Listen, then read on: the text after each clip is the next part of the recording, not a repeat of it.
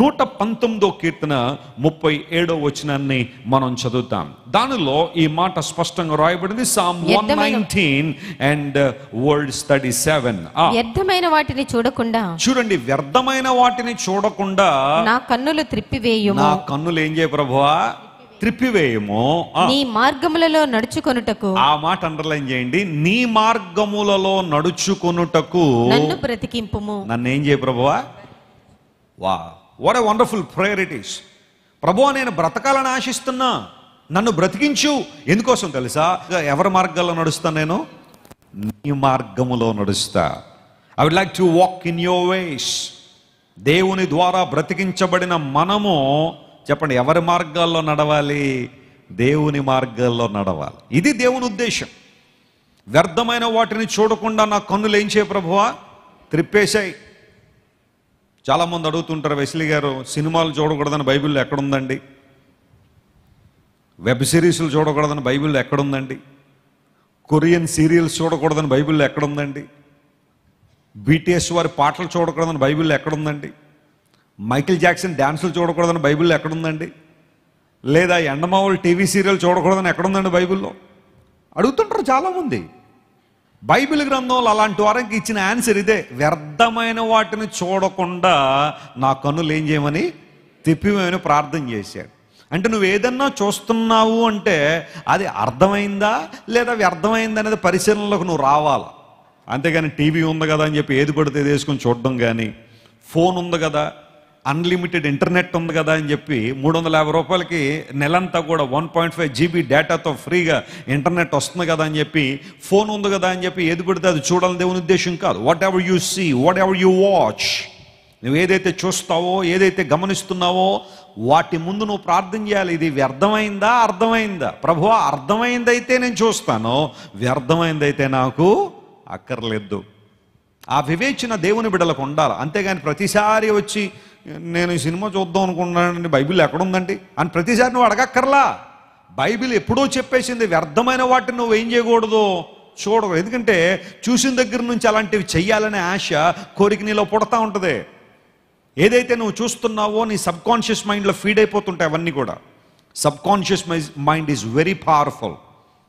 మన sub conscious mind చాలా పవర్ఫుల్గా పనిచేస్తారు. రీజనింగ్కి అది అసలు ఒప్పుకోదు. సబ్ కాన్షియస్ మైండ్ నువ్వు ఏదైతే ఎక్కువ వింటూ ఉంటావో, ఎక్కువ చూస్తూ ఉంటావో, దానిలో రీజనింగ్ లేకపోయినా, లాజిక్ లేకపోయినా, ఆ సబ్ కాన్షియస్ మైండ్ అవే పనులు చేయడం నీ దేహాన్ని నడిపిస్తూ ఉంటుంది. ప్రభువా, నా కన్నులు తిప్పేసే ప్రభువా, అలాంటి వాటిని నేను చూడకూడదు నాయన అని దేవుని సేవకుడు ప్రార్థన చేసి, నీవు నన్ను బ్రతికిస్తే నా జీవితాంతం ఎవరి మార్గంలో నడుస్తాను నేను? యేసయ్య నీ కోసం ప్రాణం పెట్టి నిన్ను రక్షించింది, నీ కోసం శ్రమపడి రక్తాన్ని గార్చి నిన్ను సేవ్ చేసింది, ఆత్మలో నిన్ను రక్షించింది ఎందుకోసం తెలుసా? నీవు నీ సొంత మార్గాల్లో నడుస్తావని కాదు, లోక సంబంధ మార్గాల్లో తిరుగుతావని కాదు. ఎవరి మార్గాల్లో నడుస్తావని? దేవుని మార్గాలు. స్తోత్రం చెప్పండి, హల్లెలూయా. నీ మార్గములలో అనే మాట మనం చదివినప్పుడు we need to understand that God has a way. దేవునికి ఒక మార్గం ఉంది. ఆయన ఆ మార్గాన్ని మన కోసం నిర్దేశించాడు. ఆ మార్గంలో మనందరం నడవాలని దేవుడు కోరుతున్నాడు అనే విషయం స్పష్టంగా మనం గుర్తించాలి.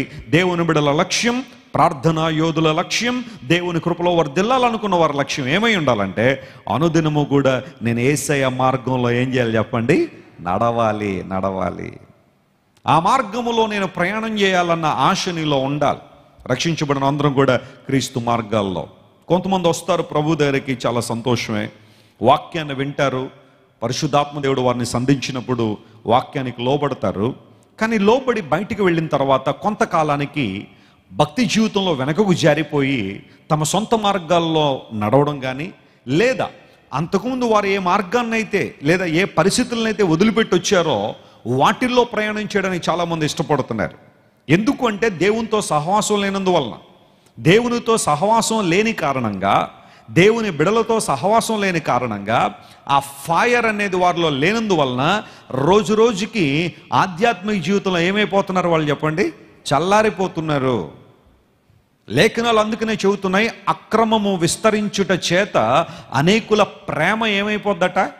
చల్లారిపోద్ది.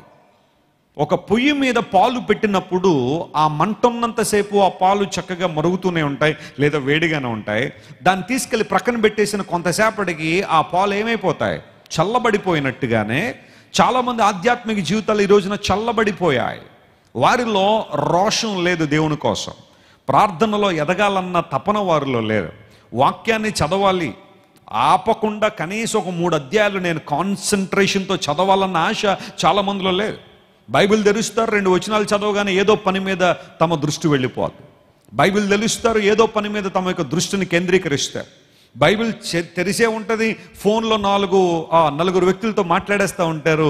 అలా సగం 2-3 వచనాలు చదివిన తర్వాత ఒక ఫోన్ కాల్, 3-4 వచనాలు చదివిన తర్వాత మళ్ళొక పని, అలా చేసి చదివి ఆ 2 అధ్యాయాలు కూడా ఫోకస్డ్గా చదవలేని పరిస్థితిలో చాలామంది.